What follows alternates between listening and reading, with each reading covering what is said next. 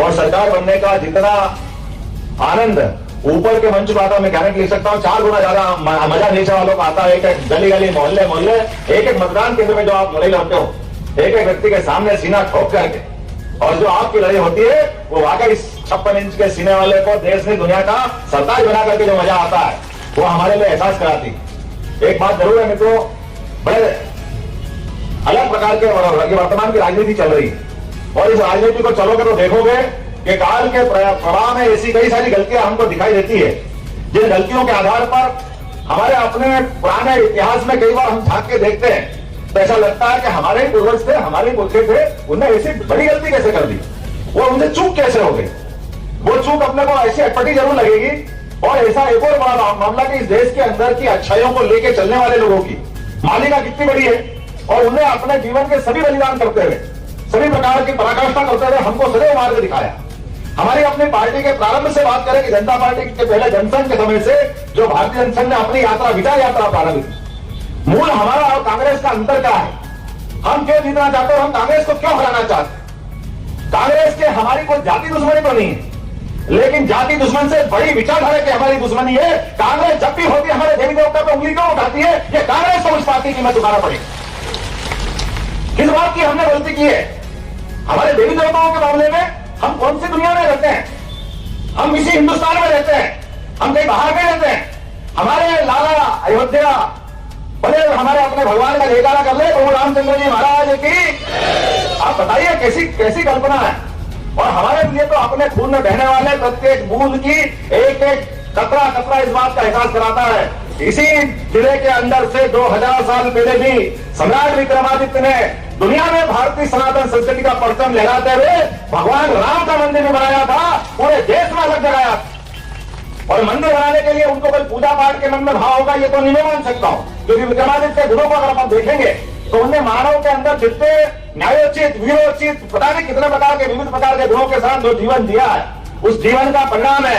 उन्होंने कहा कि समूची मानवता की स्थापना करने के लिए सुशासन का उच्चतम मापदंड अगर किसी शासक में देखेंगे तो हमको विक्रमादित्य में दिखाई देता 2000 साल पहले, और उसका परिष्कृत और पवित्र रूप देखना होगा तो 17 लाख साल पहले प्रभु रामचंद्र में हमको दिखाई देता है कि हम आज भी भगवान राम को लेकर के एक अच्छे शासक की कल्पना करते हैं, जिसके शासनकर्ता के माध्यम से कोई शासक राजा भी कितना लोकप्रिय हो सकता है। हम प्रभु राम को भगवान मानते मानते उनके जो अपने जीवन जीने के वो जो विभिन्न प्रकार के रूप है उनको अंदर देखते तो हर बार अलग ही रूप दिखाई देता है, हर जगह वो अलग कहानी कहते दिखाई देते हैं। ऐसे भगवान राम जिसने पूरे जीवन में सदैव कष्ट उठा करके पूरे देश को अच्छा ही बांटने का प्रयास किया अपने सारे जीवन काल में, और हमने अपने देश में भी देखा है। क्या भगवान राम के मामले में आप अगल बगल में देशों को देख लीजिए जो हमारे साथ आजाद हुए थे, लेकिन काल के प्रभाव में आक्रांताओं ने हमको नष्ट करने के पहले हमारे देवी देवताओं पे हाथ लगाए थे, उनके देवी देवताओं को मंदिरों को नष्ट भ्रष्ट किया। लेकिन वो जो काल ऐसा था कि हमारा बुलाने का काल था, हम कुछ नहीं कर पाते थे, कोई बात नहीं चला गया। अब मैं तो इस कांग्रेस के अंदर की भी धारा को बताना चाहूंगा कि कांग्रेस अपने नेताओं के अंदर झांक के देख ले। हमारे इंदौर के पास महिपुर के पूर्व विधायक जी बैठे हैं।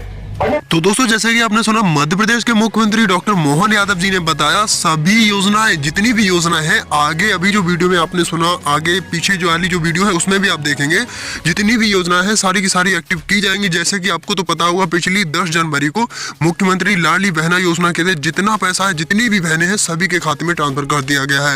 ये बहुत बड़ी जानकारी बड़ी अपडेट निकल कर आ रही है। अगर आप भी मध्य प्रदेश से हैं मध्य प्रदेश के रहने वाले हैं तो कहीं ना कहीं अब तक आपके लिए बहुत बड़ी खुशखबरी है कि सभी के खाते में जो पैसा है वो ट्रांसफर हो चुका है। ये बहुत बड़ी अपडेट बड़ी जानकारी बड़ी खुशखबरी है।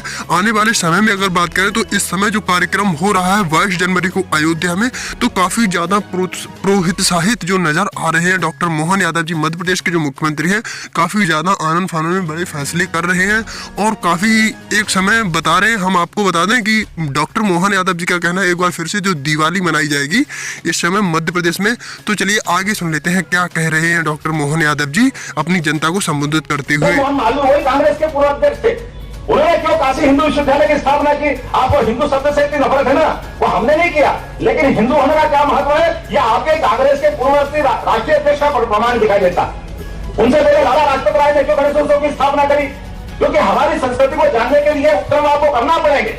लेकिन ये वही कांग्रेस है जो जवाहरलाल नेहरू सोमनाथ का विरोध करते हैं और आज की कांग्रेस अयोध्या का विरोध करती है। दोनों में कोई अंतर, इसलिए कांग्रेस को अपने पाप की माफी मांगना पड़ेगा। दोनों का जो अंतर उसको मिटाने की आवश्यकता है। कांग्रेस राजनीतिक दल तो बनना चाहती है, लेकिन राजनीतिक दल बनते बनते हिंदू मुसलमान में तो बांटना चाहती देश को।